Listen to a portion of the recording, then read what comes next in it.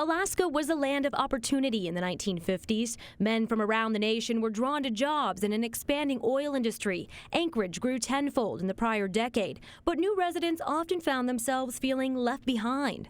The families would come up, but the women would feel isolated because they didn't have that one thing. They didn't have television. Kathy Hebert's father, Augie, was determined to change that. Dad had seen television in the lower 48 when he'd make trips outside. On December 11, 1953, he started Alaska's first television station, KTVA.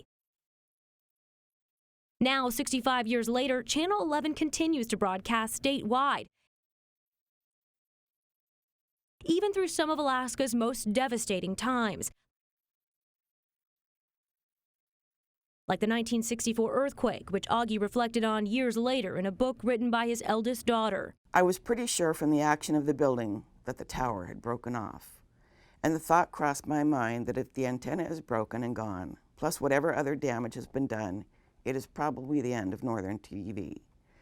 If it's still up there, there's still hope. And I ran out the door when everything quieted down and looked up. And there it was.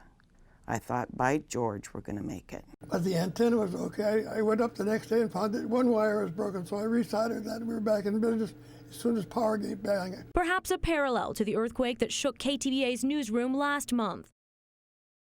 He probably would have said just about the same thing. I thought, by George, we're going to make it. You get out those shovels, you clean up the mess, you stay on the air, you're working in hard hat conditions, and keeping everybody informed. And it's all those critical pieces of information that make local broadcasts, TV and radio, so important. Alaska's land has shaken, but Alaska's first station never fell off the airwaves. KTVA is rebuilding now, just as it did decades ago. 65 years since Hebert's avant-garde creation, his mission to keep Alaskans connected still stands.